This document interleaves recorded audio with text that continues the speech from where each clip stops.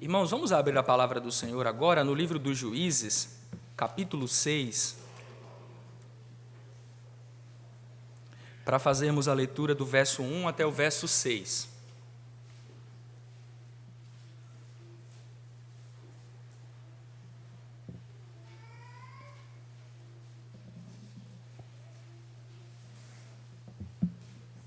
Juízes, capítulo 6, do verso 1 até o verso 6. Esse é o texto em que nós vamos meditar na manhã de hoje para a nossa instrução.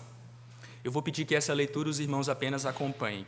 Diz assim a palavra do nosso Deus, Juízes 6, de 1 a 6. Fizeram os filhos de Israel o que era mal perante o Senhor. Por isso o Senhor os entregou nas mãos dos midianitas por 7 anos. Prevalecendo o domínio dos midianitas sobre Israel, fizeram estes para si, por causa dos midianitas, as covas que estão nos montes, as cavernas e as fortificações. Porque cada vez que Israel semeava, os midianitas e os amalequitas, como também os povos do Oriente, subiam contra ele. E contra ele se acampavam, destruindo os produtos da terra até a vizinhança de Gaza. E não deixavam em Israel sustento algum, nem ovelhas, nem bois, nem jumentos, pois subiam com os seus gados e tendas, e vinham como gafanhotos, em tanta multidão que não se podiam contar, nem a eles, nem aos seus camelos, e entravam na terra para a destruir. Assim, Israel ficou muito debilitado com a presença dos midianitas. Então, os filhos de Israel clamavam ao Senhor. Vamos orar, meus irmãos, pedindo a Deus para nos dar iluminação. Senhor Deus, a Tua palavra nos foi dada pelo Teu Espírito. O testemunho que ela dá de si mesma é que a Escritura é soprada por Deus, é o produto do Espírito de Deus, é a principal, a obra-prima do Espírito Santo. E o mesmo Espírito, ó Pai, que nos-la concedeu, é o mesmo que ainda nos tempos de hoje nos ilumina os olhos do entendimento, os olhos do nosso coração, para compreendermos as benditas verdades nela registradas, nas Santas Escrituras registradas. E o desejo do nosso coração, ó Pai, agora, é que o Teu Santo Espírito nos auxilie, que o Teu Santo Espírito abra os nossos olhos espirituais para contemplarmos as benditas verdades da palavra do Senhor. E ao sermos instruídos, advertidos e exortados por Tua palavra, que o Teu Espírito amance o nosso coração, amaine o nosso coração, para que recebamos a palavra de Deus que, sendo implantada em nós, é poderosa para salvar nossa alma. E não apenas isso, ó Deus, que não apenas a recebamos com as inclinações e afetos corretos, mas que também, ó Deus, pelo Teu Santo Espírito, sejamos habilitados a colocá-la em prática, porque aquele que ouve a palavra do Senhor e nada faz para emendar-se é semelhante ao homem que se contempla no espelho, o seu rosto natural, e sai de diante do espelho e se esquece de qual era a sua aparência. Não deixes que sejamos assim, ó Pai. Torna-nos operosos praticantes da palavra do Senhor, para que sejamos bem-aventurados em tudo o que realizarmos, porque, como diz a Tua palavra, em guardar os mandamentos do Senhor, em guardar a palavra do Senhor, há grande recompensa. Tem misericórdia do Teu povo, Deus, e abençoa-nos enquanto escutamos a pregação. É o que Te pedimos, em nome de Jesus. Amém. Meus irmãos, eu quero começar falando que hoje, depois de vários sermões sobre as narrativas e também a poesia no ciclo de Baraque, nós estamos dando início a um novo ciclo narrativo no livro dos Juízes, que é o ciclo de Gideão. Embora não tenhamos falado de Gideão ainda, esse capítulo 6 é o capítulo que dá início a esta nova série de narrativas que tratam acerca de Gideão e, posteriormente, também de seu filho Abimeleque. Esse ciclo muitas vezes é denominado dessa maneira, o ciclo de Gideão e Abimeleque, que é o resultado, o fruto mais aparente, mais evidente de Gideão neste livro. E certamente, meus irmãos, Gideão é um dos personagens mais conhecidos do livro dos Juízes e, sem dúvidas, um dos personagens mais conhecidos das Escrituras. Quem nunca ouviu falar de Gideão vencendo uma batalha contra um exército gigantesco, numeroso como os gafanhotos que cobrem a terra, com apenas 300 homens? Todos nós já ouvimos falar a respeito dessas histórias. Mas eu também sei de uma coisa, irmãos, e aqui eu digo com preocupação até. A história de Gideão é uma das histórias mais mal interpretadas das Escrituras. eu tenho uma lembrança de pregações que eu ouvi, uma lembrança na minha memória de uma série de pregações que eu ouvi há muitos anos, quase há 20 anos, já se passaram quase 20 anos desde que eu ouvi essa série de pregações no acampamento, quando eu ainda morava na Bahia, e essa série de pregações foi feita nas narrativas de Gideão, e foi uma das pregações mais terríveis que eu já ouvi na minha vida. Distorções, utilização do texto bíblico para vantagens pessoais, foi uma das coisas mais graves que eu já ouvi na minha história, vindas de um púlpito que deveria proclamar com fidelidade a palavra de Deus. Portanto, um personagem muito conhecido, certamente muito conhecido, porém também muito mal interpretado. E qual é o grande problema com a interpretação da história de Gideão? E aqui eu vou fazer uma espécie de observação para os irmãos a respeito de interpretação bíblica, de interpretação do texto da palavra de Deus. A dificuldade que temos de interpretar a história de Gideão é que a maioria de nós é incapaz de perceber uma coisa, que a narrativa de Gideão e de diversos outros personagens da palavra de Deus, especialmente no Antigo Testamento, é uma mistura de fé e de atos de infidelidade e desobediência. As duas coisas estão misturadas, porque esses servos de Deus são pecadores. Portanto, eles fazem coisas impressionantes, mas, ao mesmo tempo, eles fazem coisas que são reprováveis. Mais do que isso, o reverendo Gustavo gosta de citar essa expressão. A história de Gideão é a história de um herói, mas de um herói da fé, não de um herói da moralidade. Os irmãos já devem ter ouvido essa expressão algumas vezes pela boca do reverendo Gustavo. E essa é uma observação importante, porque, de fato, muitos indivíduos que são citados em Hebreus capítulo 11, o texto que conhecemos como a galeria dos heróis da fé, eles são elogiados, mas o elogio ali proferido por o autor aos Hebreus não significa que todos os atos, que em todas as circunstâncias, os servos de Deus narrados no Antigo Testamento, cujas histórias são narradas no Antigo Testamento, agiram com integridade e de maneira completamente certa. Vou dar um exemplo para os irmãos. Em Hebreus capítulo 11, versículo 20, Isaque é elogiado por sua fé. O texto diz assim: pela fé, igualmente Isaque abençoou a Jacó e a Esaú, acerca de coisas que ainda estavam para vir. Hebreus 11, verso 20. Vejam, irmãos, há um elogio a Isaque por sua fé, mas ao citar o texto de Gênesis 27, Hebreus citando o texto de Gênesis 27, isso significa que tudo que Isaque fez naquele capítulo está correto? É evidente que não, meus irmãos. Isaque era um homem crente e, portanto, ele é considerado um herói da fé. Mas só para relembrar os irmãos, em Gênesis 27, Isaque queria contrariar a profecia, a palavra de Deus. Quem Isaque queria abençoar como primogênito? A quem Isaque queria dar a bênção de ser o portador das promessas da aliança? A Esaú.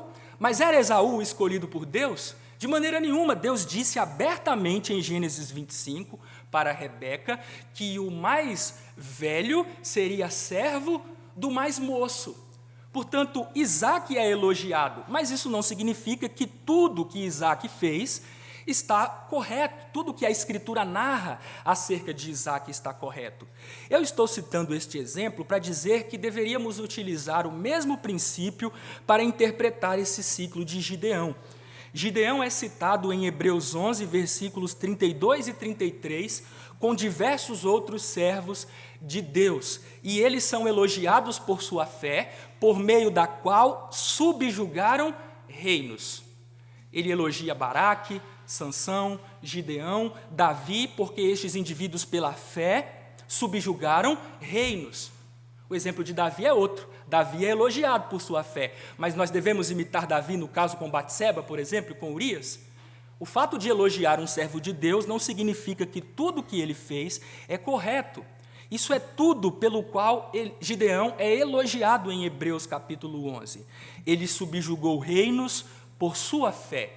Mas esse elogio não faz de Gideão alguém, e esse foi o mais grave dos erros da pregação que eu citei para os irmãos, esse elogio não faz de Gideão alguém a ser imitado em todas as áreas de sua vida.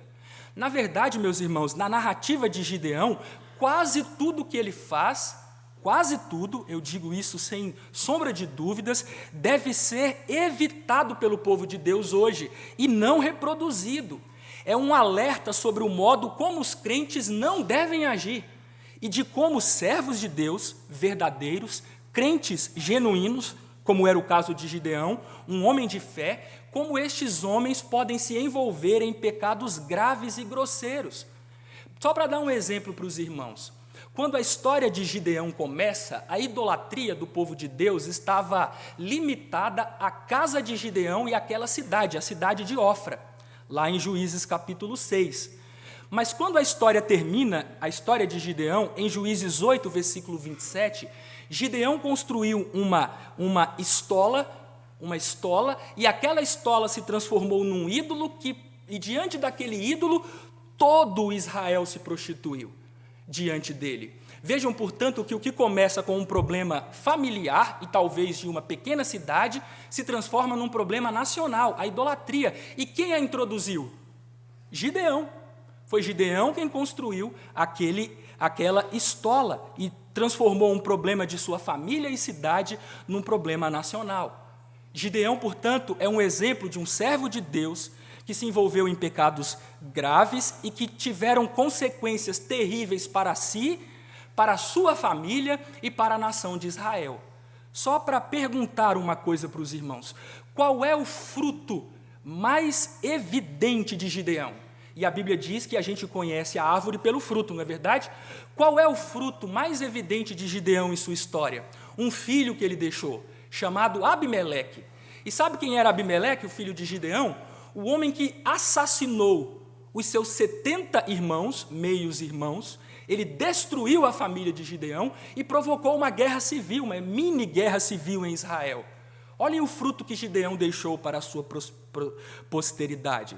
Abimeleque, um homem cruel, filho de uma mulher estrangeira com quem Gideão havia se relacionado, uma concubina siquemita dos descendentes de Amor, aquela história lá de Jacó com seus filhos destruindo a cidade de Siquém, uma mulher descendente daquela turma ali, com quem Gideão se casa e dá a Israel este filho terrível que provocou caos e que trouxe destruição para o povo de Deus, a ponto de a morte de Abimeleque ser comparada com a morte de Sísera, um dos piores inimigos de Israel no livro dos Juízes.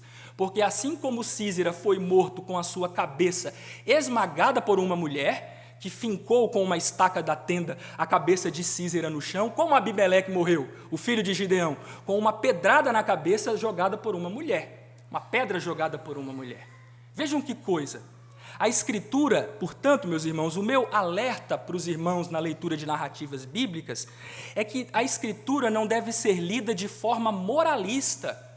A gente não deve, olha isso aqui, esse servo de Deus, imitemos tudo o que ele fez. Não. A Escritura tem lições morais, porque ela nos ensina tanto através de exemplos de piedade que temos de imitar, como Gideão, devemos crer no Senhor, mesmo quando os nossos inimigos são mais poderosos do que nós. E assim subjugaremos reinos pela fé. Mas a Escritura também nos ensina, por meio de exemplos de desobediência, que temos de evitar. Em outras palavras, as narrativas bíblicas ensinam o que devemos fazer através de exemplos de piedade e o que não devemos fazer através de exemplos de desobediência. A narrativa de Gideão, portanto, tem muito a nos ensinar quando nos apresenta os graves erros deste servo de Deus.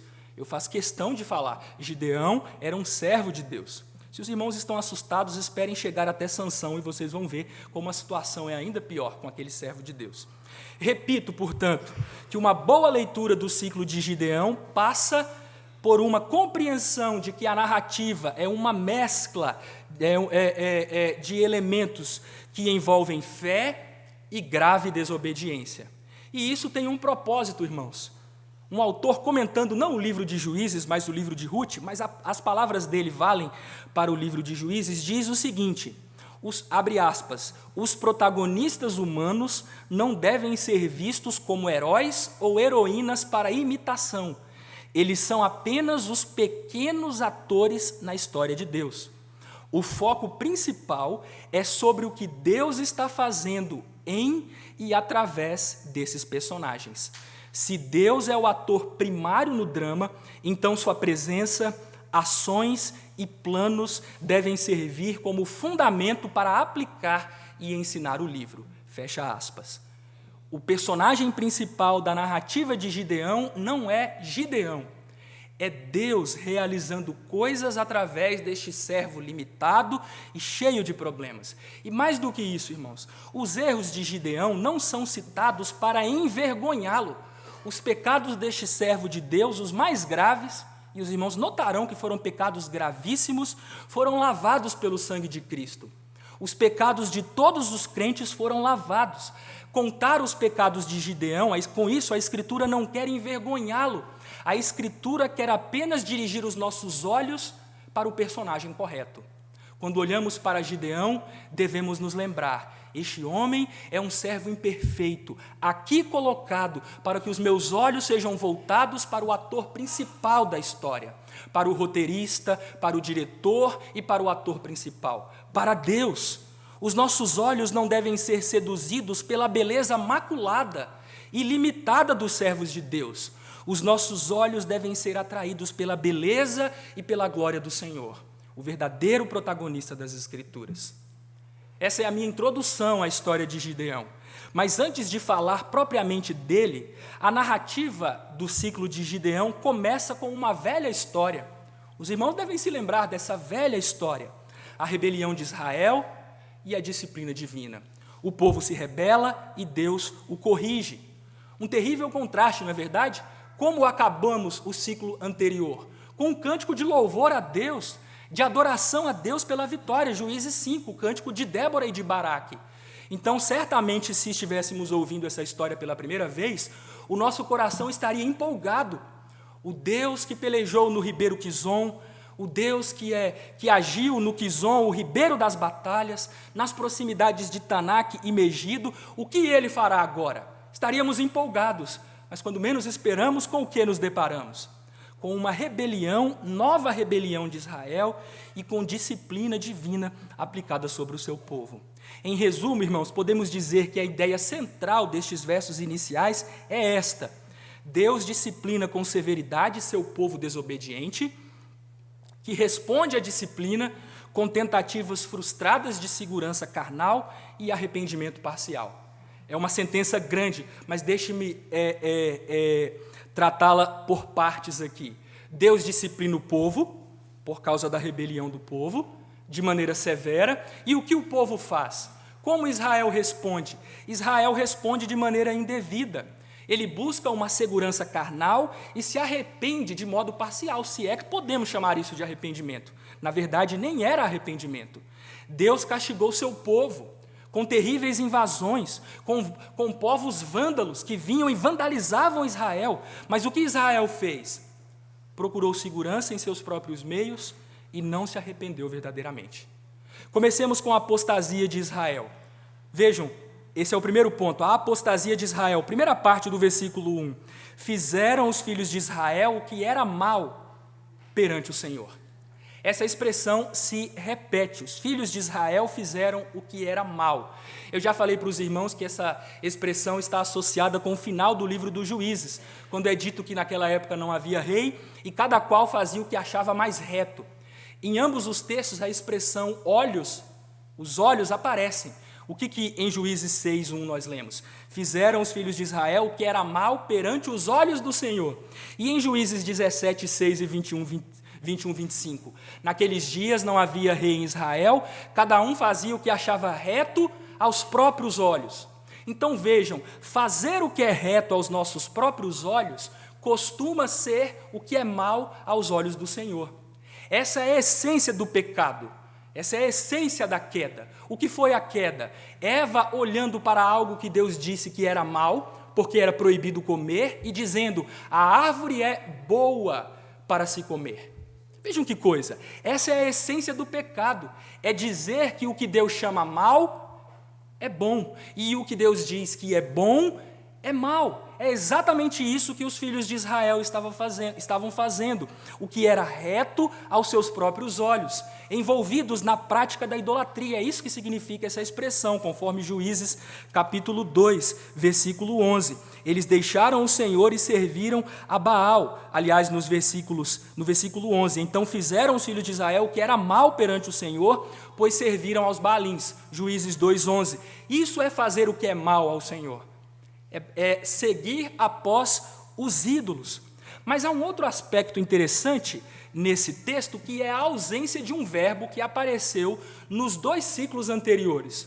O ciclo de Otiniel, lá no capítulo 3, versículo 7, começa da seguinte maneira: fizeram os filhos de Israel o que era mal perante o Senhor. O ciclo de Eude começa da seguinte maneira: tornaram os filhos de Israel a fazer o que era mal. O ciclo de Débora e Baraque também tornaram os filhos de Israel a fazer o que era mal. Mas agora, no ciclo de Gideão, nós não temos a presença do verbo tornar, apenas do verbo fazer. E o que isso significa, irmãos? Isso significa que o autor dos Juízes, quando decidiu narrar essa história, estabeleceu 2 grandes sequências, ou 2 grandes painéis de juízes. O primeiro painel começa com Otiniel e acaba com Débora Baraque. O segundo painel começa aqui com Gideão e termina com Sansão. E por que é importante fazer essa diferença? Porque na primeira sequência de juízes, que vai do capítulo 3, 7 até o capítulo 5, 31, nós encontramos o juiz ideal, Otiniel, e encontramos alguns problemas com o povo de Deus. Eude é um homem omisso, Baraque é um indivíduo um pouco covarde que negligencia os seus deveres masculinos. Mas quando chegamos a esta nova sequência de ciclos que se inicia com Gideão, nós encontramos um problema mais grave. Israel está mais terrível do que naquele ciclo anterior, do que no período de Otiniel até Baraque. De Gideão a Sansão, as coisas que o povo de Deus faz são coisas que espantam. Eu vou dar alguns exemplos para os irmãos. Apesar dos problemas no primeiro ciclo, nós não encontramos pecados como poligamia. Algum daqueles líderes é retratado como polígamo? Não, mas Gideão teve 70 filhos porque tinha muitas mulheres, inclusive uma concubina estrangeira. Problemas com poligamia, guerras entre irmãos, por 2 vezes a guerra entre algumas tribos e a tribo de Efraim, introdução da idolatria por um juiz, ações por pura vingança. Gideão age com vingança contra os seus irmãos israelitas. Jefité a mesma coisa. Sansão morre se vingando. Vejam que coisa. Senhor, eu quero me vingar pelo menos por um dos meus olhos. Que coisa terrível. O homem mais forte que o Senhor já deu para aquele povo morre porque quer se vingar por um dos olhos. Meu Deus, que tristeza é esse tipo de ciclo. Que liderança o povo de Deus tinha. Problemas de vingança, fratricídio, um irmão que mata 70 de seus meios-irmãos e tantas outras coisas. Vejam, juiz que liderou uma gangue de criminosos. Já notaram isso? Quem era Jefité? Era um homem que liderava um bando de criminosos. Vejam que coisa. Vamos escolher Jefité para nos liderar. Quem é ele? É o chefe de um grupo criminoso, de uma gangue. Que coisa, é o líder do povo de Deus. Mais do que isso, juízes que cumprem votos ilícitos, como o voto de Jefité, de sacrifício de sua filha, e juízes que quebram votos lícitos, como Sansão, que quebrou seu voto de nazireado. Esse era o tempo. Juízes envolvidos com prostituição. Vocês se lembram que Sansão foi até Gaza, no interior mais profundo do território inimigo, para se deitar com uma prostituta filisteia? Isso não acontece no primeiro ciclo, mas agora estamos diante de um terrível ciclo que começa e que nos ensina uma verdade fundamental. Quando o povo de Deus não se arrepende de seus pecados, ele vai se tornando cada vez pior, e fazendo coisas que arrepiam os cabelos até de quem não é crente. As histórias aqui retratadas, a partir do capítulo 6 até o capítulo 16, são histórias perturbadoras, meus irmãos. É porque, como eu disse, a nossa leitura da Bíblia é muito moralista e a gente não observa as coisas graves que estão sendo narradas aqui. São perturbadoras, histórias de arrepiar o cabelo. Se a gente fosse utilizar as regras de censura, algumas histórias proibidas para menores de 18 anos. Coisas gravíssimas nós encontramos a partir daqui. Em resumo, a ausência de arrependimento genuíno produz pecado mais grave. E o que o pecado mais grave produz? Disciplina mais grave. O que Deus diz em Levítico capítulo 26 que lemos? Se com isso vocês não se arrependerem, eu vou castigá-los 7 vezes mais. O Senhor Jesus usa esse princípio na parábola dos endemoniados. Vocês se recordam? Quando uma pessoa saem dele 7 demônios e ele não se volta para Deus, o que acontece? Deus o castiga 7 vezes mais, vem 14. Vejam que coisa terrível, pecados dos quais não nos arrependemos como povo, como corporação de Deus, como corpo de Cristo, nos levam à disciplina mais severa. É exatamente isso que encontramos na segunda sessão. Deus endurece a disciplina. Israel apostatou e Deus endurece a disciplina. Isso se encontra aí no texto que nós lemos, na segunda parte do versículo 1 e do versículo 3 até o versículo 6. Vejam, irmãos, isso é um ponto importante. Não é um acidente, um autor diz, um comentarista diz, não é um acidente ou coincidência que Midian sujeite os israelitas. Ao invés disso, é um resultado direto da ação disciplinar de Iavé, do Senhor. O que temos aqui nesse texto não é um resultado fortuito do tipo, aqueles povos orientais eram mais poderosos do que Israel. Não é esse o problema. O problema é que Deus está disciplinando o seu povo rebelde. Em cumprimento, como orou o presbítero Roberto, em cumprimento, porque Deus é fiel tanto às suas promessas quanto às suas ameaças. Deus cumpre aquilo que disse para o seu povo. E o que ele faz, diz o texto no versículo 1, por isso o Senhor os entregou nas mãos dos midianitas. Essa expressão, entregar nas mãos, é uma expressão que é usada no livro dos Juízes como referência aos inimigos do Senhor. O Senhor entregava ou dava nas mãos de seu povo seus inimigos. Isso aparece em Juízes capítulo 1, versículo 2 e versículo 4. O Senhor lhe entregou nas mãos os cananeus e os ferezeus, por exemplo. Isso aparece também no relato de Otiniel, quando Deus o entregou nas mãos o rei terrível da Mesopotâmia, o duplamente perverso Cusã-Risataim. Isso também é dito no texto em que Débora profetiza para Baraque, dizendo que pode descer, que o Senhor lhe entregou nas mãos os seus adversários.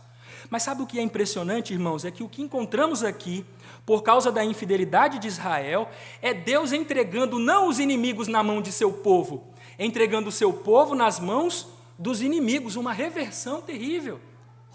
Deus entregou com severidade o seu povo nas mãos dos inimigos. E essa disciplina, embora terrível, é esperada. É o cumprimento das sanções disciplinares da aliança. É a espada vingadora da aliança. E vejam como a disciplina é terrível e esperada. Olhem, primeiro com relação aos inimigos. Os inimigos são Midian, Amaleque e os povos orientais. Eu já falei sobre Amaleque para os irmãos, um povo que deveria ser destruído quando Israel alcançasse descanso, mas Israel não recebeu descanso por causa de sua rebelião, por isso os amalequitas ainda viviam, e Midian era um descendente, digamos, de Abraão. Sabiam disso, irmãos? Os midianitas eram filhos da segunda esposa de Abraão, Quetura. Olhem lá depois Gênesis, capítulo 25. Os midianitas, que no passado foram aliados de Israel, o sogro de Moisés, e portanto a esposa de Moisés, era midianita, foram aliados do povo de Deus, agora se tornam seus inimigos. Isso é um ponto interessante. Quando o povo de Deus é fiel, quando o povo de Deus é obediente, ele experimenta as bênçãos de que aqueles que não pertencem ao povo de Deus nos são aliados, nos auxiliam. É claro que fiéis podem ser perseguidos, mas esses casos costumam ser exceções. O ponto é que quando o povo de Deus é fiel, até os de fora nos tratam com boa vontade. Mas quando somos infiéis, eles nos destroem, eles nos tratam com violência, de forma terrível. Mas sabe o que é mais interessante? É que todos esses povos orientais que viviam na região da Transjordânia eram povos do deserto. Meus irmãos, deixa eu dizer uma coisa para vocês, isso é um símbolo importante das Escrituras. O deserto é um símbolo de maldição e disciplina nas Escrituras. Lembrem-se disso. Por que Israel foi para o deserto? Disciplina. O que Deus diz quando amaldiçoa uma nação? Que Ele vai tornar aquela nação como um deserto, morada de chacais e de animais imundos. O sinal da bênção de Deus é o jardim. Há um contraste nas Escrituras entre deserto e jardim. A terra prometida era para ser um jardim, um símbolo vivo do Éden, uma terra que mana leite e mel. Agora vejam que contraste terrível. A terra que deveria ser um símbolo do jardim está sendo devastada, portanto, uma terra abençoada, está sendo devastada por os malditos, os povos do deserto. Vejam que coisa terrível. Os amaldiçoados estão destruindo os que deveriam ser os abençoados, os benditos de Deus. Os povos do deserto, os malditos, invadem a terra prometida, um lugar que deveria lembrar o jardim de Deus. Os nômades do deserto, e vejam, o povo de Deus não é um povo peregrino na terra, mas não é um povo nômade. Deus os estabelece num lugar, e nesse lugar eles exercem domínio pelo Evangelho. Mas o que aconteceu com aqueles que deveriam estar estáveis na terra prometida? Eles foram subjugados pelos nômades amaldiçoados do deserto. Vejam que disciplina terrível Deus está enviando pelo seu povo. Mais do que isso, a disciplina dura 7 anos. Irmãos, eu acredito que esse não é apenas um lembrete da duração de tempo da opressão. 7 anos, sem problema, não tenho nenhum problema em dizer que foram 7 anos. Mas aqui eu acredito que o autor está levando os nossos olhos para Levítico 26. Quando vocês quebrarem a minha aliança, eu vou castigá-lo 7 vezes mais. É uma forma sutil de nos lembrar que essa terrível disciplina que Israel estava experimentando era a aplicação fiel da parte do Senhor das sanções da aliança. Porém, mais do que isso, vejam como a invasão era intensa e extensa. Vejam os versículos 3 a 5. Porque cada vez que Israel semeava, os midianitas e amalequitas, como os povos do Oriente, subiam contra ele. E o que eles faziam? Se acampavam e destruíam todos os produtos da terra até a vizinhança de Gaza. Depois olhem num mapa, eles estavam do lado oriental do Jordão, do lado leste. Eles viviam naquela região, na Transjordânia, nos desertos da região da Transjordânia. O que eles faziam? Eles invadiam a terra e Gaza fica no extremo oeste da terra prometida. Eles invadiam a terra inteira, essa é a ideia do texto. E só eram parados pelo mar Mediterrâneo. Gaza fica nas proximidades do mar Mediterrâneo.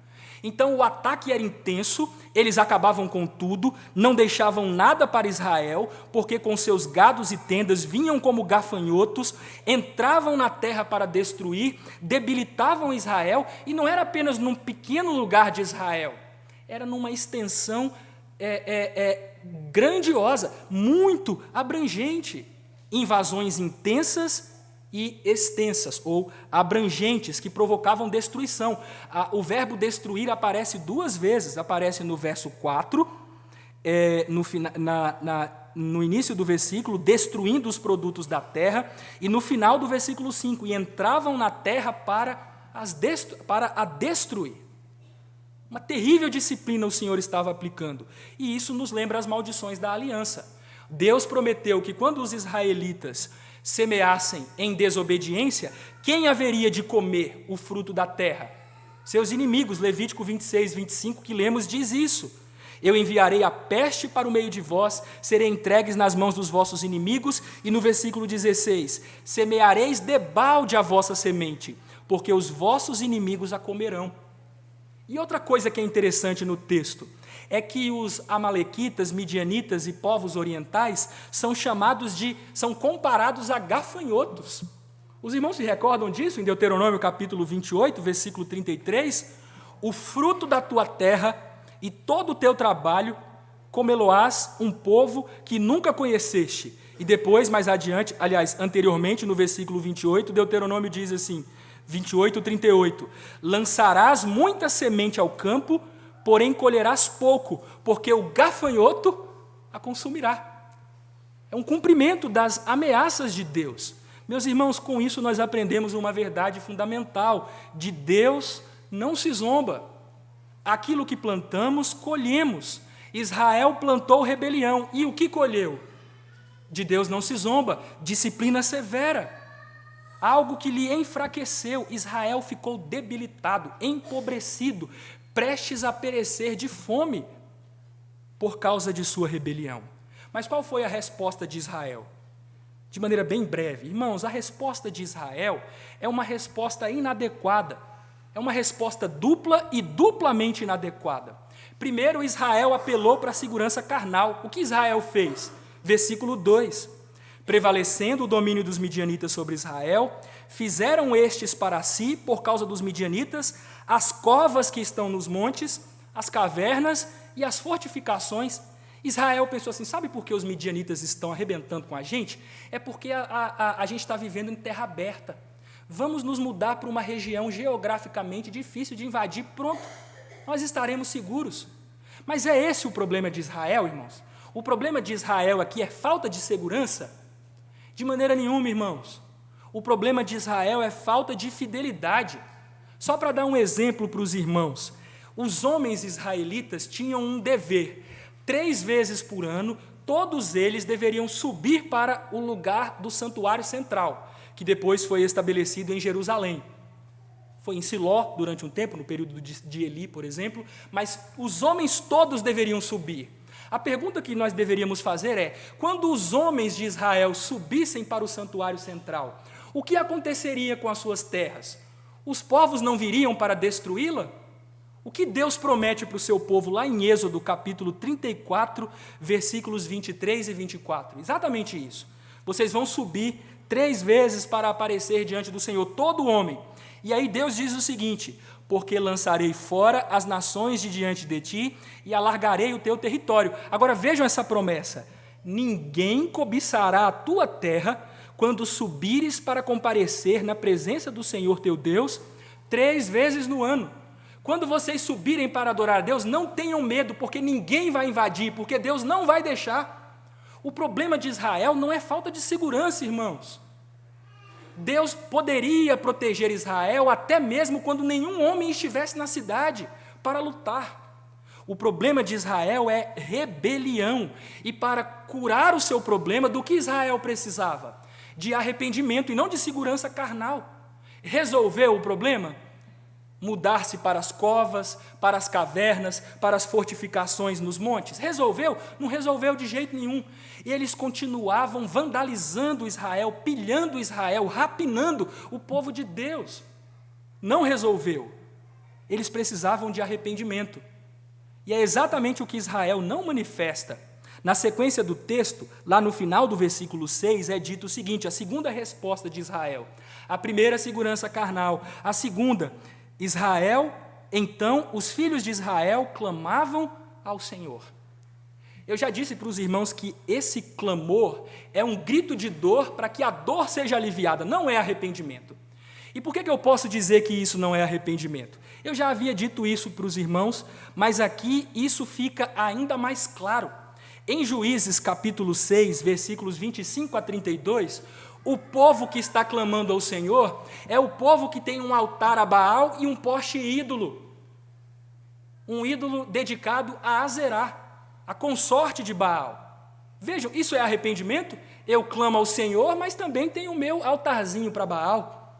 Tenho o meu poste ídolo, ídolos terríveis, sensuais. Isso é arrependimento? De maneira alguma, meus irmãos. De maneira alguma. O que Israel queria não era ver-se livre do pecado, era ver-se livre das consequências do pecado. Israel não queria lidar com o pecado, queria que Deus aliviasse a miséria provocada pelo pecado. Esse é o problema de muitos crentes. Eles não desejam arrependimento, desejam lenitivo, alívio. mitigação da espada vingadora. Eles estão dizendo: nós não aguentamos mais apanhar, Senhor, livra-nos dessa disciplina. Pronto. Mas o que acontece durante o período de Gideão? Eles estão adorando ídolos. O que acontece depois que Gideão lhes concede vitória, ainda vivo? Eles adoram o ídolo que Gideão mesmo fez. E o que acontece depois que Gideão morre? Em Juízes 8, versículo 33, nós lemos: morto Gideão, tornaram a prostituir-se os filhos de Israel após os Baalins e puseram Baal-Berite por Deus. Eu não sei se os irmãos conhecem, sabem a interpretação dessa expressão, desse título, Baal-Berite. Berite é uma transliteração da palavra hebraica Berit, que significa pacto. Quem era o senhor da aliança para esse povo, imediatamente após a morte de Gideão? Baal. Olhem que traição. Yahvé é o senhor da aliança. Mas o que Israel fez? Colocou por dono da aliança, Senhor Adonai, o Adon da aliança, Baal. Isso é terrível. Esse é o povo que clama a Deus. Isso é arrependimento? Não, é desejo de se ver livre das consequências do pecado. E aqui uma aplicação fundamental. Irmãos, arrependimento, e o diabo tenta colocar na cabeça dos crentes que arrependimento é uma coisa fácil, que bastam algumas lágrimas derramadas e tudo bem. Irmãos, arrependimento não envolve simplesmente gemidos diante da dor provocada pelas consequências do nosso pecado. Certamente envolve dor, pelas consequências também, mas a dor é por causa do pecado que ofende a Deus, não porque estamos sofrendo, mas é porque esse pecado foi contra o Senhor. E o verdadeiro arrependimento, que envolve essa tristeza bendita, tristeza segundo Deus, para a vida, para a salvação, nos leva a apreender a misericórdia de Deus em Cristo. Mas Israel faz isso? Não. Israel chora, não porque está incomodado por desprezar o Senhor. Israel chora porque está doendo nele, por causa das consequências do pecado. Isso não é arrependimento verdadeiro. Isso é arrependimento parcial, portanto, não é arrependimento. É um simulacro, é um arremedo do verdadeiro arrependimento bíblico. E é exatamente o que Israel faz. Portanto, relembrando aos irmãos, o povo de Deus abandona a verdadeira fé, fazem o que é mal aos olhos do Senhor, o que é reto aos seus próprios olhos, Deus os castiga com severidade, e como Israel reage? Buscando segurança carnal e não se arrependendo verdadeiramente. O que nós podemos aprender, meus irmãos, com este texto? Em primeiro lugar, a ausência de arrependimento produz pecado mais grave produz disciplina mais grave, e apenas o arrependimento põe freio no pecado e suspende a disciplina. Foi importante nós lermos Levítico 26, porque do verso 40 até adiante, Deus diz quando a disciplina seria interrompida. Ali nós chegamos no ponto mais terrível da disciplina, que era a expulsão da terra para que eles habitassem em cativeiro. E o que Deus diz? Se na terra em que eles estiverem, eles confessarem a iniquidade de seus pais, a infidelidade que cometeram contra mim, confessarem que andaram contrariamente para comigo, o que Deus vai fazer, irmãos? Deus vai se lembrar da aliança. Pecado grave produz disciplina grave, e apenas o arrependimento pode colocar um freio nisso. Um freio no pecado e um freio na disciplina severa do Senhor. Deus é aquele que se lembra da aliança, porque Ele jamais a invalida. Nós transgredimos a aliança, mas Deus é fiel. Deus é fiel. As promessas pactuais que fez ao seu povo, Ele afirma em Levítico 26, 44, mesmo assim, estando eles na terra dos seus inimigos, não os rejeitarei, nem me aborrecerei deles, para consumi-los e invalidar a minha aliança com eles, porque eu sou o Senhor, seu Deus. Deus não invalida a aliança, porque Ele é o Senhor. Diante da disciplina grave, meu irmão, arrependa-se, porque o Deus que disciplina os seus filhos com severidade é aquele que recebe com bondade, graça, que vem correndo ao nosso encontro com suas misericórdias, quando genuinamente nos arrependemos. Esse é o Deus das Escrituras. Uma segunda e última aplicação. Meus irmãos, eu já fiz essa aplicação numa outra ocasião, mas gostaria de repeti-la. Os nossos símbolos de fé falam que, por causa da queda, o ser humano entrou num estado de pecado e de miséria. Nessa sequência, num estado de pecado e de miséria. Qual tem sido o problema da humanidade, inclusive de muitos crentes? É que eles querem o alívio da miséria sem lidar com o pecado. Meus irmãos, miséria é resultado do pecado. Portanto, não é possível lidar apenas com a miséria sem lidar com o pecado. Esse é o problema da humanidade. O mundo está perecendo, as pessoas passam fome, há tanta gente analfabeta. O problema é falta de educação, não é não. Não é não, isso é uma miséria. O problema é o pecado. É o pecado que produz essa miséria. Não era para existir analfabeto nem esfomeado na terra. Isso é fruto do pecado. Mas o que os homens querem fazer? Aliviar a miséria. E o pecado? Não, o pecado deixa para lá, Deus é Pai. Meus irmãos, os crentes têm de aprender a lidar com suas misérias, é verdade, com as consequências de seu pecado, mas também com o próprio pecado. Israel queria lidar apenas com a miséria dos constantes atos de vandalismo e invasão dos povos orientais, mas não queria lidar com o pecado, continuava idólatra. Talvez você esteja achando isso estranho, mas tem muito crente que é assim. Ele vive em pecado aberto contra Deus, e aí quando a disciplina aperta, ele pede oração. E não me entendam mal, não é errado pedir oração. Pode pedir, mas o problema é que os crentes querem com a oração, não confissão, alívio. Quando Deus alivia, tudo bem, vamos tudo de novo. Meus irmãos, eu advirto-os solenemente, no Senhor, se você lidar apenas com as suas misérias, outras misérias aparecerão e ficarão cada vez piores. Que Deus seja gracioso com você e lhe ajude a enfrentar o seu pecado pela raiz. Não a tratar apenas com as consequências danosas. Que você não seja como aqueles que querem o fim da miséria, sem arrependimento pelo pecado, arrependimento verdadeiro pelo pecado. Que Deus nos dê a graça de lhe sermos fiéis. E que por sua disciplina nos conduza ao arrependimento, que é o seu propósito sempre. Vamos ficar em pé, meus irmãos, e vamos orar?